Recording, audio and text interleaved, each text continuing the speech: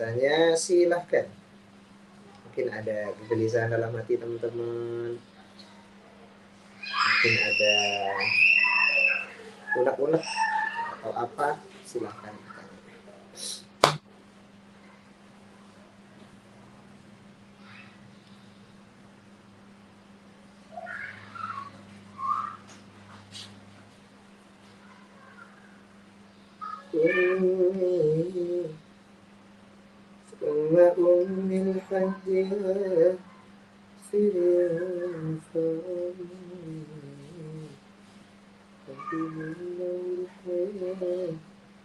Dari Rahmatul Karimah. Assalamualaikum Kak. Mau tanya gimana menyikapi seorang ibu yang kesehariannya itu mendidik anaknya dengan sangat jangan sangat apa ini?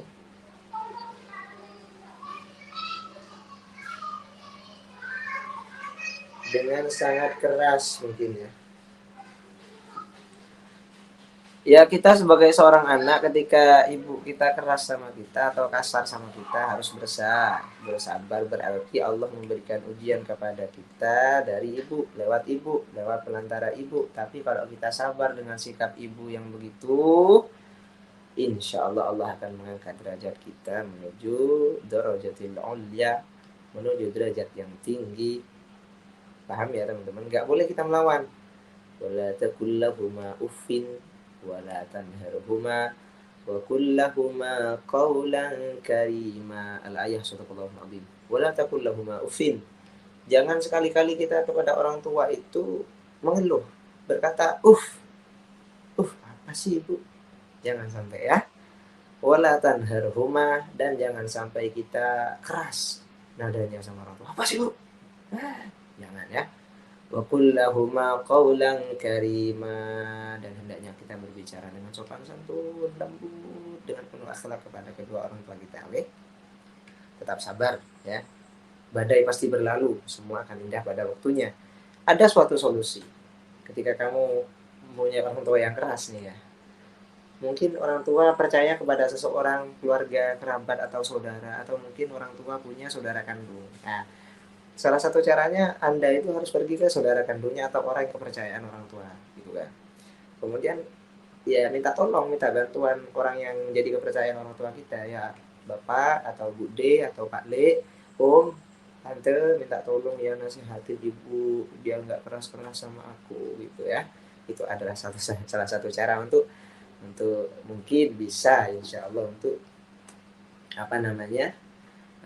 meluluhkan atau merubah karakter orang tua yang sangat keras kepada kita, atau karakter orang tua yang keras sama kita, yang mana orang tua yang keras sama anaknya itu imbasnya ke mental anaknya nanti. Dan buat para orang tua hati-hati, jangan sampai keras pada anaknya.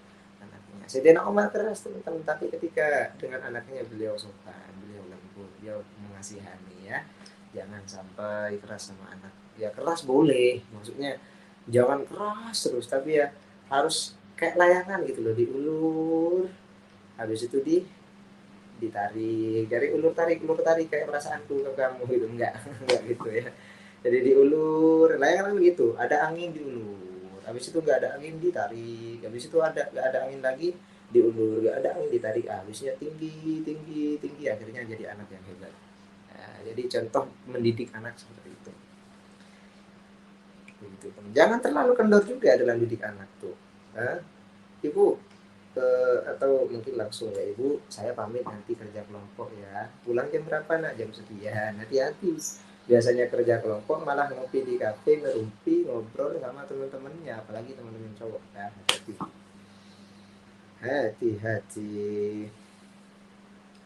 Dari Alfiah, bagaimana cara mengungkapkan rasa kangen sama orang tua yang sudah meninggal dunia? Doakan beliau, minta sama Allah dipertemukan walau dalam mimpi. Dan juga jangan lupa minta dikumpulkan bersama dengan orang tua nanti di surga. Amin. Intinya jangan pernah kita berhenti mendoakan kedua orang tua kita. Ya, kalau ada orang yang ingin lancar rezekinya juga, kalau ada orang yang ingin enak hidupnya juga, jangan bosan-bosan doain orang orang tua. Rabbi firli wali walidayya, ya Allah ampuni dosa saya dan dosa kedua orang tua saya. Warhamhuma kama rabbayani shaghira, dan kasihani kedua orang tua saya ya Allah, yang sudah ada maupun yang sudah tiada, sebagaimana beliau berdua mengasihani saya ketika kecil, ditimang-timang, diberikan susu, didulang, dikasih bubur, makan yang halus, cara lembut, dikasihani, nangis ditimang, pokoknya perhatian. Kama rabbayani shaghira, ya. Semoga Allah mengampuni dosa kedua orang tua kita dan mengasihani kedua orang tua kita yang ada ataupun yang sudah tiada. Amin. Allahumma amin. Oke, lanjut.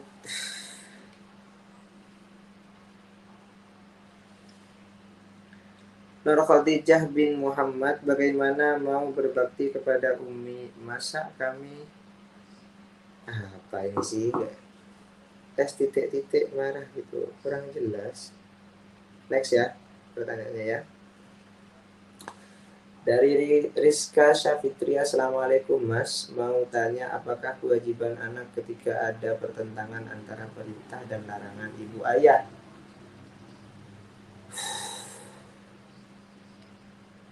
Apakah kewajiban anak ketika ada pertentangan antara perintah dan larangan ibu ayah? Perintahnya yang apa dulu? Lalu larangan ibu ayahnya bagaimana dulu? Tapi yang harus kita lakukan, yang harus kita dahulukan adalah apa yang menjadi keinginan orang tua. Umpamanya nih, kita punya kegiatan pribadi yang nggak bisa ditunda-tunda, nggak bisa diganggu-gugat, tapi orang tua kita butuh sama kita kesampingkan dulu acara pribadi kita itu. Kita korbankan acara pribadi kita untuk apa? Untuk mengabdi kepada orang tua. Untuk apa? Untuk taat kepada orang tua. Begitu. Kalau ada orang yang sudah pintar menyampingkan kepentingan pribadinya demi kepentingan kedua orang tuanya, berarti dia orang hebat. Insyaallah dia jadi orang beruntung demi akhiratnya. Itu. Dari Nawa Sofa. Assalamualaikum Kak, mau tanya kalau kita lebih diam ketika disukai orang lain dan kita nggak pernah respon gimana? As-sukut salamah, kata Rasulullah SAW. As-sukut salamah. Insya Allah kita selamat. Insya Allah kita selamat. Intinya diam aja udah selamat. Kecuali dia pergi ke orang tua melamar, lah baru itu kita nggak boleh ambil diam, sudah kita terima. Qabil itu aku menerima kamu, gitu ya kan. Dari siapa lagi nih? Ana Safitri. Assalamualaikum. Waalaikumsalam. Mas Ahkam, bagaimana orang tua yang ngomongin anaknya sendiri ke orang lain dijelek-jelekin? Nah, ini sering terjadi nih ya. Ini kasus yang sering terjadi nih. Dari dulu sudah. Kadang ada orang tua ketika ngerumpi gitu kan, ngobrol atau ngumpul sama teman-temannya, ngumpul sama keluarganya, ngumpul sama para kerabatnya, atau sama tetangga di depan rumah gitu kan. Kadang ibu-ibu kan begitu ya kan. Dan kali jangan begitu ya. Kan ada kadang ya gitu. Kadang itu ngomongin kejelekan anaknya sendiri. Saya sudah pernah kayak gitu.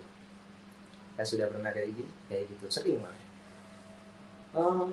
Kalau anak saya itu begini, wah udah saya kasih tahu, udah saya kasih paham, udah saya nasihatin, tetap aja begitu ya kan. Kadang ada kayak gitu. Nah, apa yang harus kita lakukan ketika sudah seperti itu? Udah tenang aja, sabar.